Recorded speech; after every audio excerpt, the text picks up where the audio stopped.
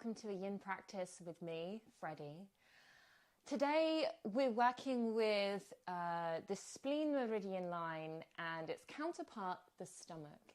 If this is your first yin practice ever, then I would liken our yin practice as almost directing and redirecting the energy along these energy highways in the body. So yin yoga is predominantly based around Chinese medicine, traditional Chinese medicine.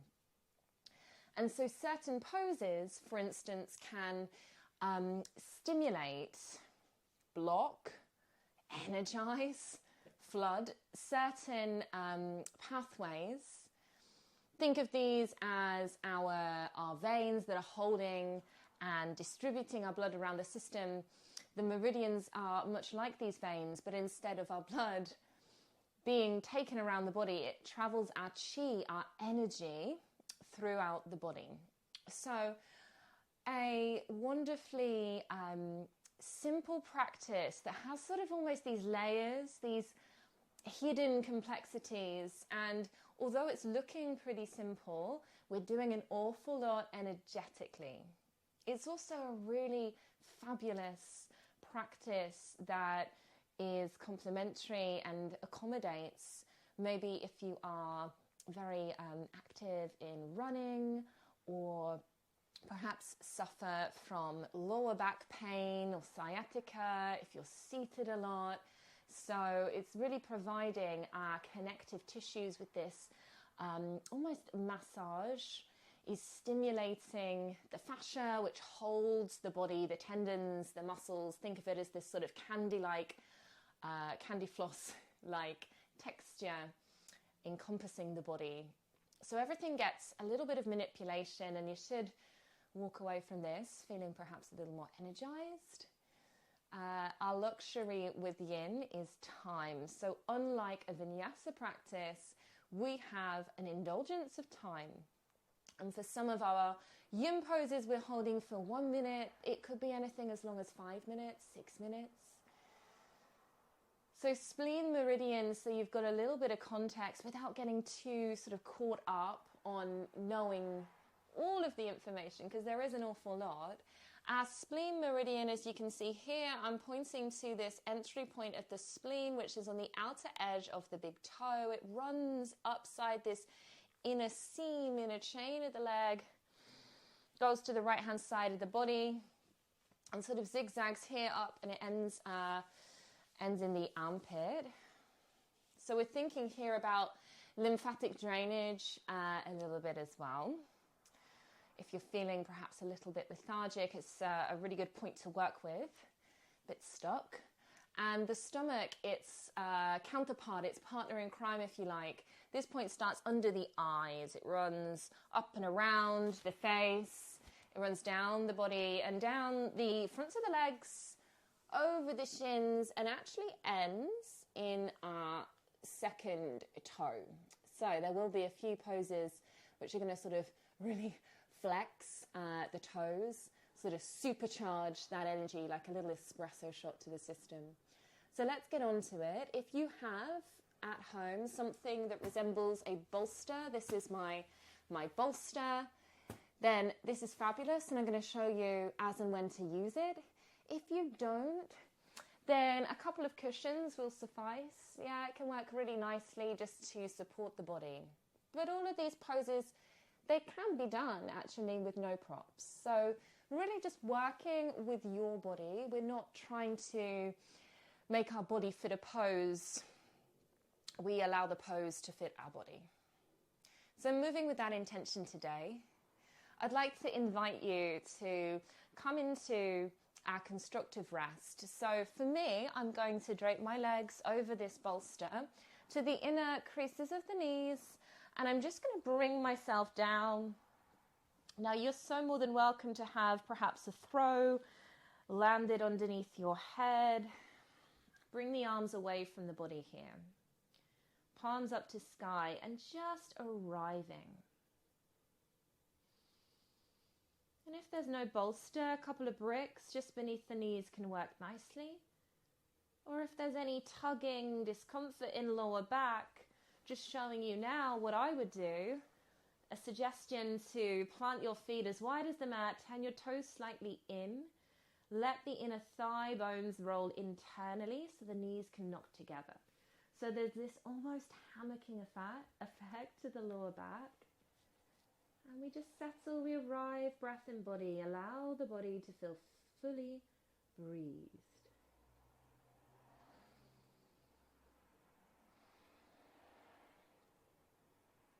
In our shapes, we're trying to stay present. We're not checking out, it is a time to check in.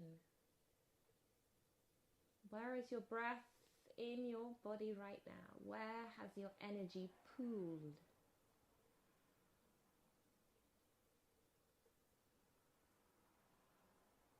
Three more breaths.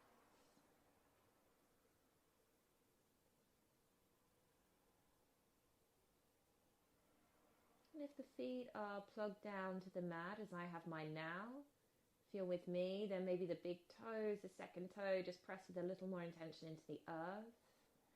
Maybe as the knees knock together, you're feeling that sort of squeeze of the knees together, working with that spleen meridian line.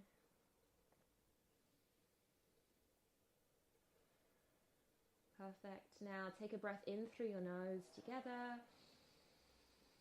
Out the mouth together. You're drawing your thighs into your belly. So we're coming to this cradle shape with the body. You can hold your shins, your knees. Maybe you could give permission for the skin on the lower area of the back to spread, to melt. Shoulders softening away from the ears, tongue loose in the mouth, cradle pose, feeling perhaps this little bit of compression as the thighs draw into the abdominals, the inner ankle bones, maybe even the big toes squeeze together. You could make this a little more active perhaps by actually releasing the arms and actively hugging left thigh into right thigh, left thigh into right, right thigh into left. Notice that feedback. A little bit stronger there. And then I invite you to circle the knees, so a little bit of stimulation to the lower space of the back. And after 3 in one direction, you're just going to take it around in the other direction. Bring your hands beneath your thighs. We're rocking and rolling forward and back, and we provide this massage to either side of the spine.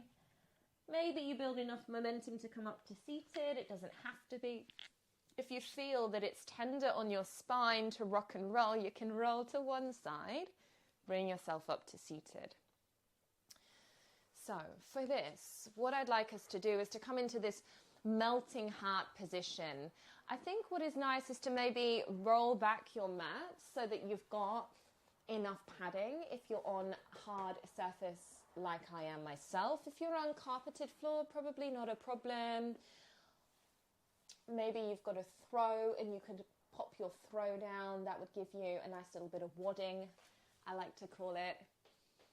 And your knees are placed beneath your hips. And if you have this bolster, it's nice to roll it in toward you, a bit like a rolling pin. We want to reach the right hand to the right top hand corner of the mat and the left hand to the top left hand corner of the mat. So we're allowing for the chest to land down to the bolster, the hips to be high, the head to melt down. And it could be you have a brick beneath your chest, a couple of cushions, maybe nothing. Melting heart, surrendering the heart low to the earth. Feeling that pressure perhaps in the knees. Noticing that stretch. Making way for a little more breath in the front body, in the side body. Maybe even directing your breath to the coves of the armpits here.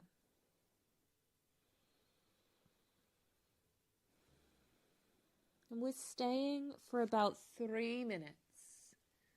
3 minutes here.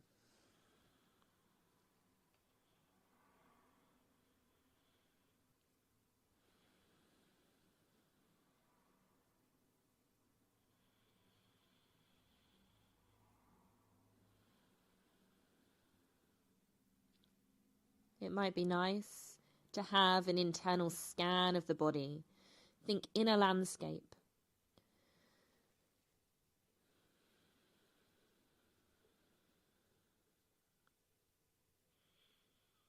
Where are we holding these pockets of tension, these areas of tightness, consciously or subconsciously?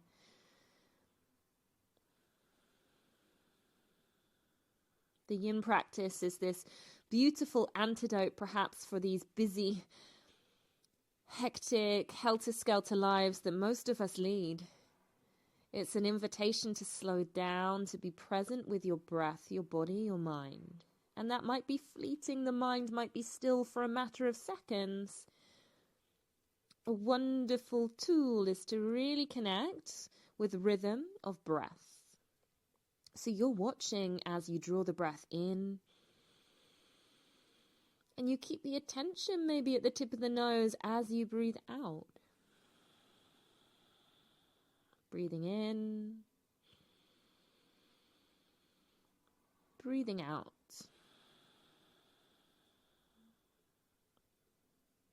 Breathing in. Breathing out.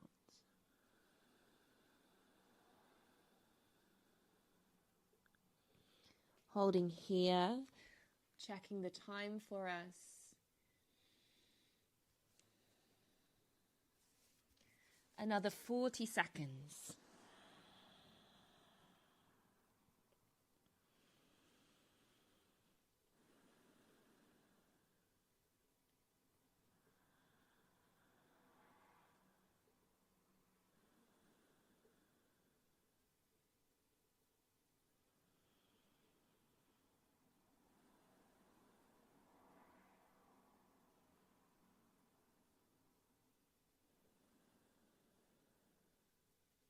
Introduce cleansing breaths, inhaling through your nose, exhaling out your mouth. 2 more, inhale. Exhale. Once more, inhale. Exhale. Bringing your hands beneath your shoulders there. Using that upper body strength to press yourself upright. Hands underneath the shoulders. Pressing into the knuckles of the fingers. Inhale, we open up the chest. Lift the gaze, open the throat. And exhale, coming into that cat back. So rounding through the spine. Tuck your tailbone, tuck your chest. Press into the 10 fingers. 3 more. Inhale, open up the heart space. Exhale, draw the navel back to the spine, chin to chest. A few more. Exhale. 2. Exhale. And 1 more. Exhale. Coming to seated and finding our dragonfly. So if you had your mat rolled to double it, the thickness, you're just going to release that now. If you had a cushion, you could even perch on your cushion just to elevate your seat. The legs come out to the side. And for me, I'm taking my elbows onto my bolster. Hands in Anjali Mudra, and I'm bowing the head here. Toes are soft. For some of you, if you have bricks, what is quite useful is to bring maybe forehead onto your brick. Arms draping. But having this artistic license to really make this pose your own. So if in fact it is that you are without a bolster, you could perhaps stack your forehead on your brick and bring your arms down.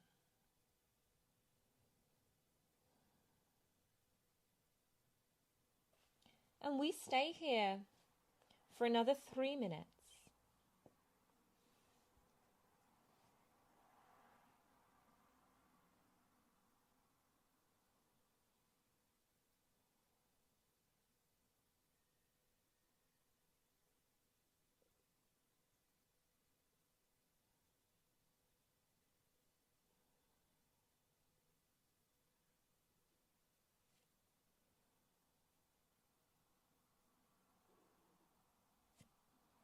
And if things need to change, perhaps it's bringing the legs in a little bit, turning that dial of intensity down. Maybe it's adding a little more support. So you could, for instance, be like so. You could do this Stonehenge effect that I quite like. 2 bricks, your bolster, drape over, ground down.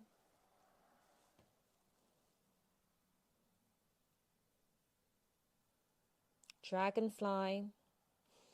And we're here for another few minutes.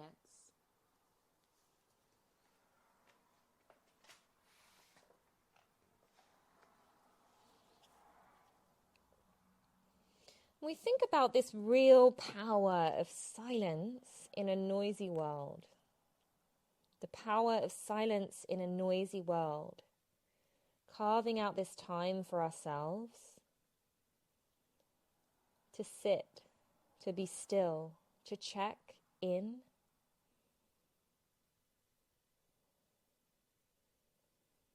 And Pythagoras once said, "A fool is known by his speech, a wise man by his silence." A fool is known by his speech, a wise man by his silence.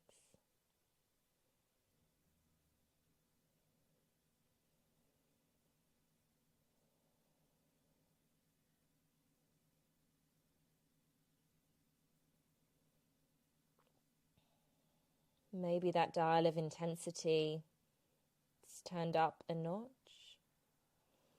And that might be taking away a little bit of support. It might be that you have one hand in front, one hand behind. You shuffle the hips a little bit further forward so that you've got a wider straddle, a wider dragonfly pose. But again, it doesn't have to be, and I'm not expecting for any of these things to happen. You might be absolutely perfect just as you are. So being intelligent with your practice, and when you're ready, you're going to bow down again, keeping it here. Being still, being here, really here.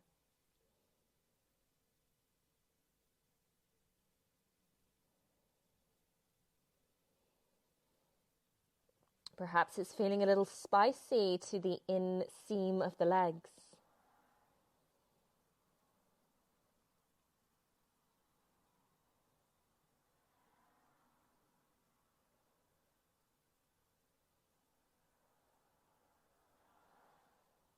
And taking those 3 cleansing breaths, inhale, exhale, inhale. Exhale, inhale, exhale, bringing yourself up, right up to seated. Now we're coming into our half saddle or full saddle. Bolster is beneficial for this pose. You can either take it flat down to behind you, or you could add a little bit of height, making this pose perhaps a little more attainable. So a brick, maybe 2, or whatever you have around. To bring this bolster onto more of a 45-degree angle, you could have cushions instead, or nothing. You're going to swivel around and bring your right leg long. And your left foot flips back. So I'm taking top of my foot down to the mat, left heel out by my left hip. Option here to perch yourself up on a brick or a cushion. Now, if this is feeling way too much in the knee, in the hip, in the ankle, and it can do, then I want you to take a different variation that I'm going to give you in just a second. But if you're here, you might start to recline. Just test the waters with that. You're aligning your spine along the bolster. We bring ourselves down and we flip the palms to face up. If this feels okay, you might try your double saddle. But just a reminder that because we're doing the right side and the left side for some, you might be in your double saddle for quite a long time. But you can try. So bringing it to kneeling, either a cushion to sit on, your sacrum wants to be just up against the end of your bolster. Ankles are down by the sides of the hips and you recline. Arms down by the sides of the body, palms facing up. So this is your saddle. You've seen half saddle. And if neither of these suit, then I'm going to suggest you come into your half butterfly. So your third option, right leg long, we turn the left foot inside the right thigh and the knee falls out to the side. So this external rotation, and you're going to recline down. And we hold here. We'll do 2 minutes for each side. And 4 minutes, of course, if you're in that full saddle.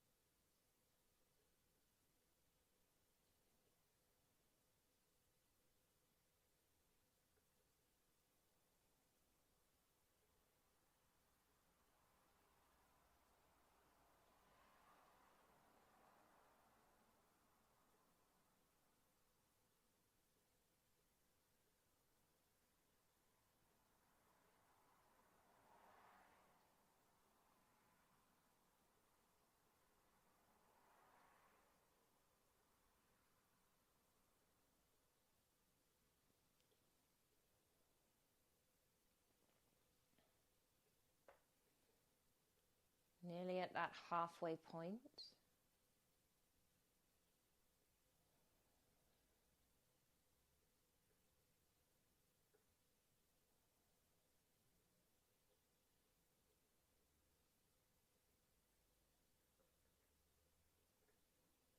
If you're in the version that I'm in right now, your half butterfly, or if you're in that half saddle, exit, find it on the second side. Lengthen your left leg, right foot inside the thigh. You could prop up the knee with a brick if you have one, or a cushion. Arms away from the body. Your half saddle, of course. Same as the other side. Your right heel neighbors your hip. And you lie back.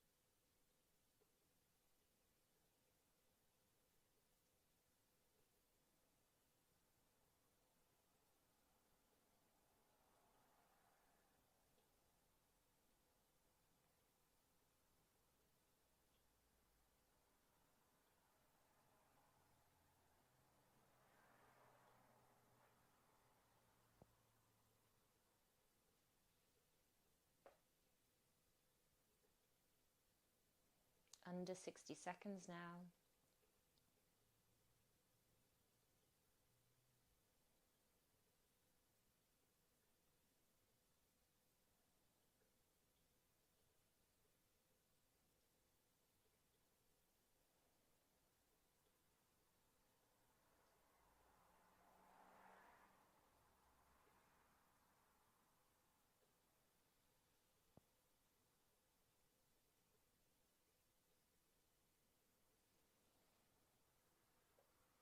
Take those breaths in, out, in, out, in, out. Gently exiting the pose that you are in. Maybe the chin draws to the chest, the hands down. Picking yourself up, rolling to one side, perhaps to straighten into that leg. And then we are actually going to be taking our reclined fish pose. So swiveling your bolster around, it can be done with one single brick between the two shoulder blades. So it's like when you lie down on your brick, that we'd be positioned just about here, that you would melt your shoulder blades either side of the brick. With your bolster, however, it looks a little bit different. So you would take it down to your mat, you would plant your feet and you would come into this the same way on the brick. And then you would roll down. We've got way more control with our feet plugged down to the earth of the lower abdominals. And you're going to find almost that point between the shoulder blades. Your arms fold over the bolster, your head drops back. You could go feet wide, knees together. You could go legs long. If it's feeling too much to have your head all the way back and it's a little bit strenuous in the neck, then of course you could add here a brick. So maybe you're giving your head a little bit of something to land onto. You're going to hold here. Holding in your fish pose. And we've got 3 minutes for you to hold. You're holding. I'm seated.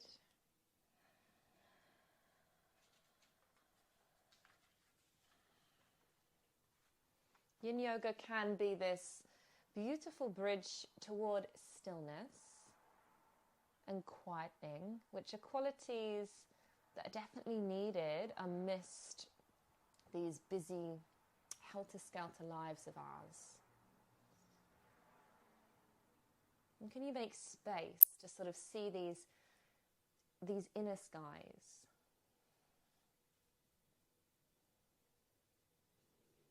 And that is your first minute, holding in that supported fish pose, lying back.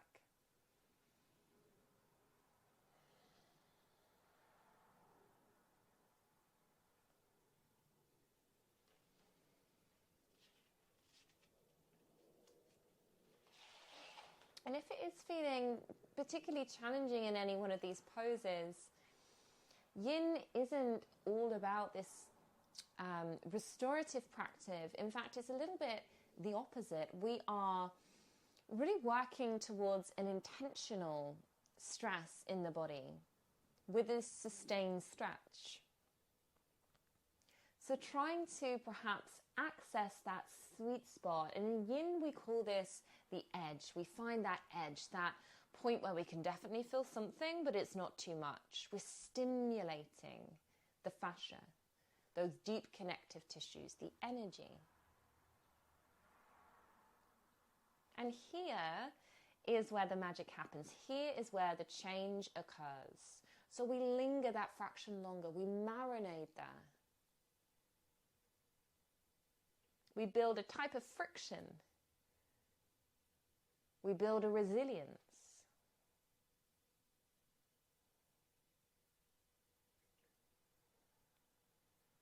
You're in your final 20 seconds of hold in your reclined fish.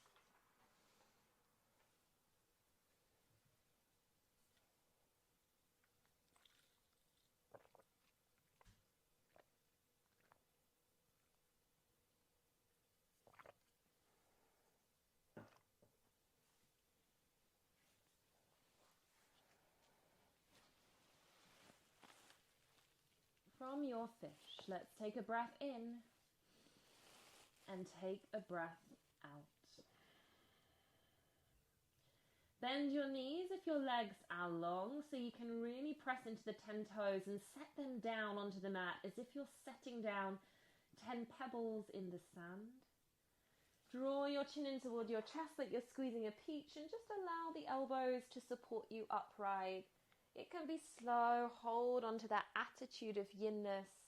And we're going to be crossing the legs underneath us. I would roll your bolster or cushions to the end of your mat there.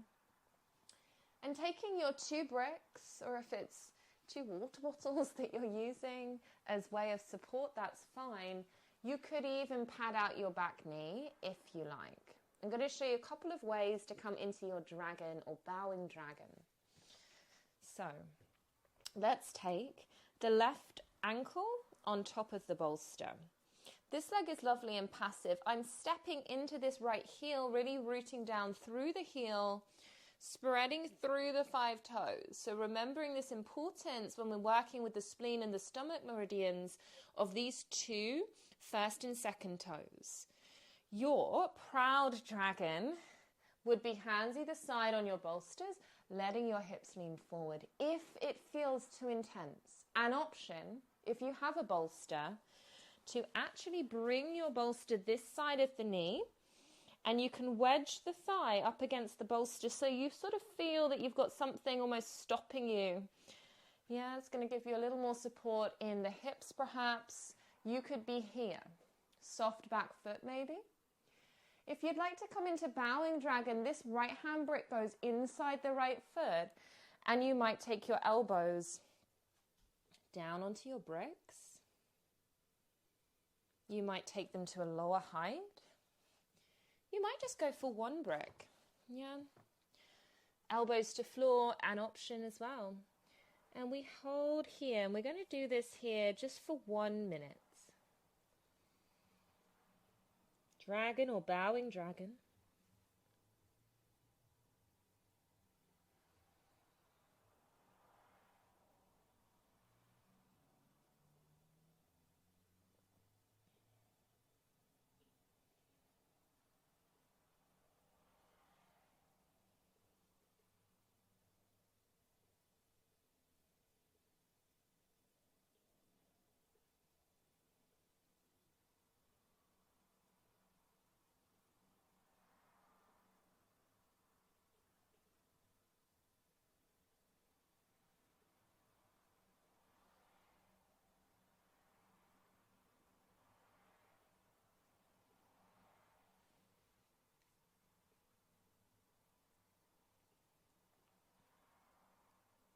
And if your elbows are low in your bowing dragon, you're just going to bring your hands to the inside of the foot. You could absolutely be boulders either side, and we sweep those hips back. Pull the toes back to your chin and take the hips forward. For 2. And 1.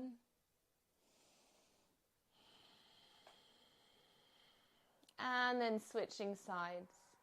So however you need to get there. Option for that left foot to be over your bolster. Option for that bolster to be up against your right thigh. You could have your support system either side, framing this front foot. You could have that left handbrake inside the left leg. Elbows down lower. Elbows down lower, or maybe even to the floor. So our 1 minute from now,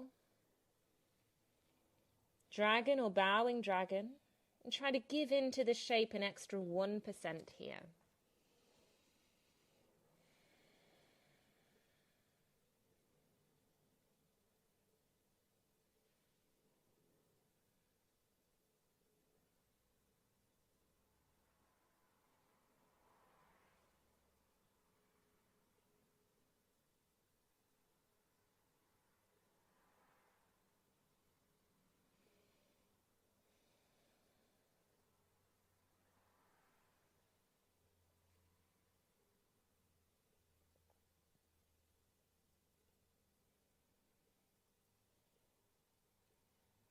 Final 10 seconds.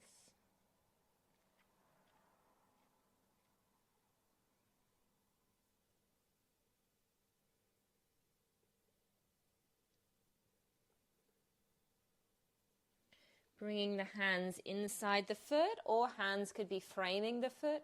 Sweep the hips back, peel the left toes. Let the hips rock forward.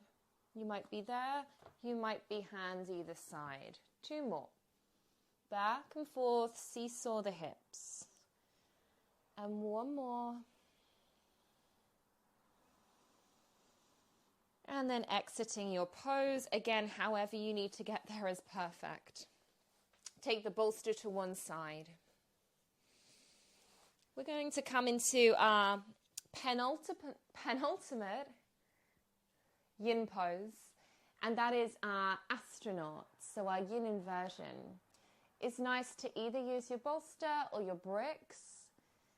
I'm going to take 2 bricks for this version. It could be bolster beneath you, it could be a couple of cushions. So make sure that whatever you're going to use is within arm's reach. You're going to lie down, bend your knees and plug your feet about hips width distance down to the mat. Spread the 10 toes. We come into a bridge. Inhale, lift your tailbone, tuck it under, lift the hips. Could you pop your brick just beneath your sacrum? I'm stacking 2 for a little more height. That is your choice to how high your support is, but you want to make sure that your support isn't up on the vertebrae. It's on the sacrum, the lower back. You want to make sure that you're not surfing off to the right or the left. When you are here, you've arrived, you feel settled. Bring your arms out to a T shape, palms up to sky. Face is soft. Then try a knee fold with your right knee and with your left knee. And then keeping your knees fairly soft here. They don't have to be completely straight. I think we achieve more from the pose with bent knees. We're just going to take those legs up to the sky. So it's this feeling perhaps that the legs are almost airy in space. They almost don't belong to us. They're weightless. Really allowing the weight to drop down to the pelvis, to the shoulders, elbows, backs of the hands. Astronaut here. And let's time us for another 2 minutes. Closing the eyes. Making sure the teeth are not clenching. Can you give permission for your body to let go? Could you invite yourself to a non-doing, a non-producing?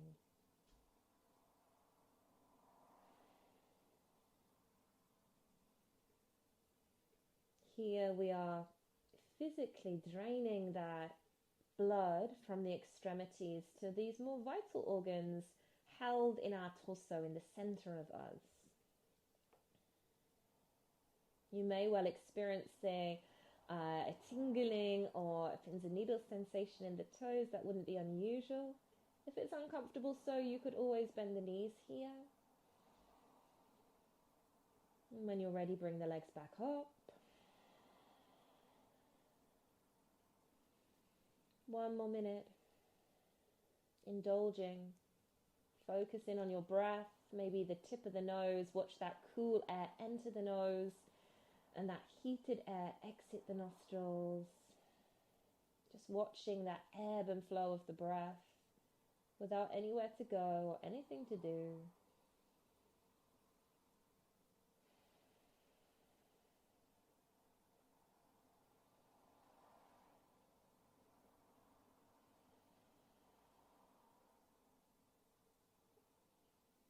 Permission to close the eyes, and you might well already be there.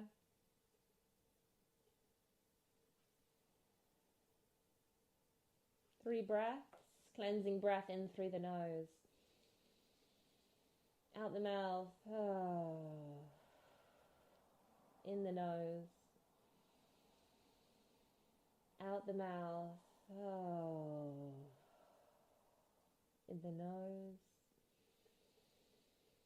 Out the mouth.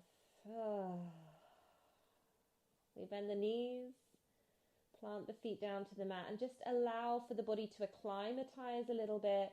There might be that sort of flooding of blood back down to the toes, sort of oxygen. We oxygenize the blood, zinging through the toes. And then when you're ready, breath in, press down into the feet. Shuffle that support that you've chosen out from underneath you. Roll down mid-back, lower back, and land your sacrum to the mat. Knees are bent, feet go wide, arms. Let's take them in a cactus, so this goalpost-like shape. And then just making sure that there's no water bottles in the way. Knees windmill to the right, head to the left. We work with oppositions. Knees to the left, head to the right. And we'll do 3 more each side. So there's this little sweeping of the knees. A little bit of coordination here. Rolling across the base of the skull. Stretching into the scalings of the neck. And as you can hear with me, maybe there's some clicks and cracks, some pops. Last one each side. And then finding the thighs into the belly, come into that cradle once more. Again, you could rock and roll forward and back. You could roll to one side. Yogi's choice. You cross those legs underneath you. We're coming into toe squat. I alluded to this earlier. Your toes are tucked under. Make sure that all 10 toes are tucked. If sitting back onto your heels, as I am now, feels horrendous, and for most of us, this is the case, then option to come into high kneeling. Yeah, so we have less weight onto our heels. This might be where you go to. You could always try coming down 30 seconds, then maybe you come back up. A nice way of accessing this is to actually have something. It matters not what that is. It could even be elbows to the floor, but in this case, I'm going to take my elbows to the bolster. So I might bring half my weight onto my forearms, half my weight into my knees, my toes. It's less intense. The more we hinge the hips back to heels, the more intense, the more pressure. This way is less pressure. And we hold for 2 minutes. You could be here. You could be here. I'm going to take it here. Shoulders soft away from the ears. Drishti soft, that is your gaze, this soft gaze of intention. Maybe your eyes are closed, your chin dropping to your chest. Jalandhara Bandha, this whispering quality to the breath, this bowing of head to heart, a little more insight, a little more connection.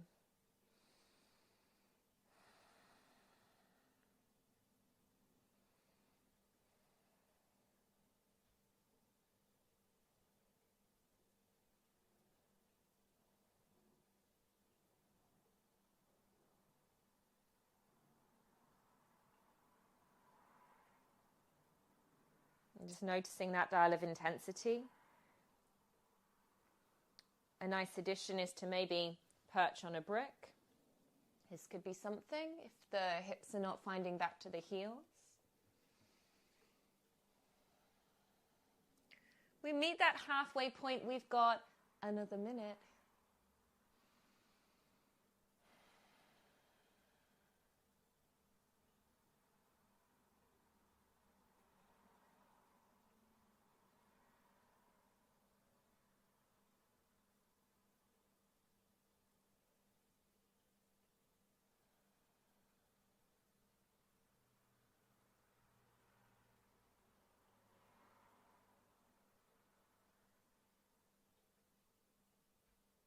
And just 30 seconds longer now. Pranayama, breath work. If you want something for that mind to anchor onto, you could breathe in for 4. Breathe out for 6. Slightly elongating the exhale. In 4. Out 6. In 4. Out 6. And that is 2 minutes. the luscious part. Take your hands, again, almost like that cat-cow pose, underneath your shoulders. Flip to the tops of the feet, option to stay here, pressing down into the tops of the feet. Option maybe to come back into that child's pose, and you could reach your arms forward and bow your head. For me, I like to take that tapping out of the feet there, and again, it's almost this little invitation to redirect the energy. And then take the legs from underneath you. We're finding our Shavasana, our corpse pose. So our last pose of the practice. You might start or end how you started. Maybe you've got a blanket nearby. Maybe you want to swaddle yourself in the blanket, pull on some fluffy socks, get yourself really comfortable. As we're still, the body temperature, I'm sure you know, is going to quite dramatically lower and quite dramatically drop. And we find this constructive rest, so it might be looking like this. You could have a hand to the belly and a hand to the heart.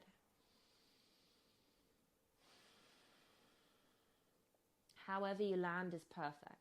Finding your Shavasana.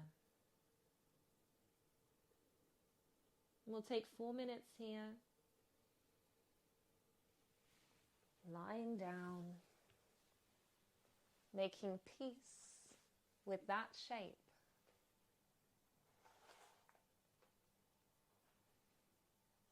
Maybe we're just watching the state of the breath, the temperament of the breath.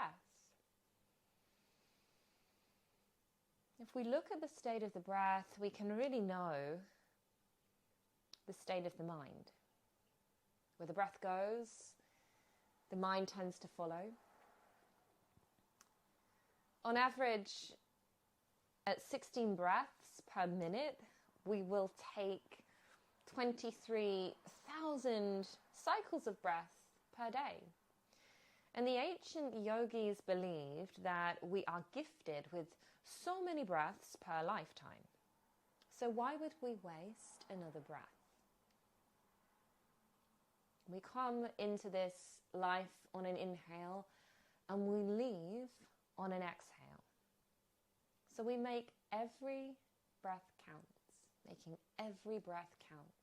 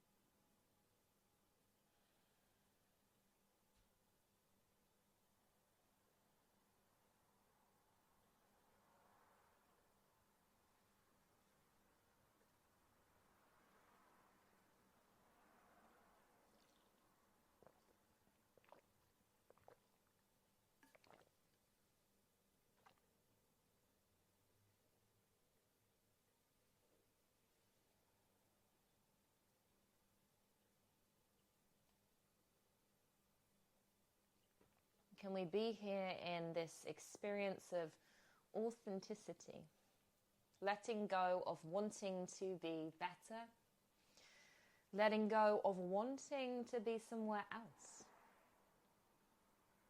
letting go of planning tomorrow, letting go of that inner dialogue, letting go of tension around the area of sensation. Letting go of the straining shoulders. Letting go of what we think we are. Letting go of what we're supposed to do. Letting go of impressing or improving. Letting go of forcing. Letting go of aggression and ambition. Letting go of contrasting and comparing. And letting go of holding. Letting go of trying to control. Letting go of closed minds. Feel this internal fascial support soften around your prop if you have one, or the floor if that is beneath you holding you. Longer breaths.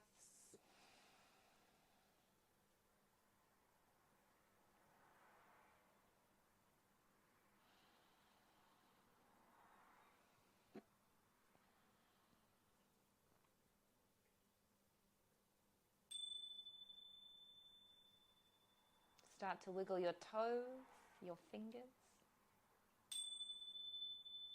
The arms might lift and reach overhead for a full body stretch. Legs long. When you are ready, just drawing your legs into your belly, rolling to your preferred side, and maybe you just land there a while. Make your way up to seated.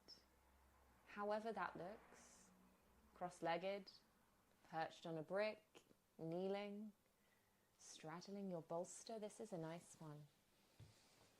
But just sitting with this awareness of the spine being really strong but not stiff, this tall spine, shoulders relaxed away from the ears, breath really free, really open in the chest.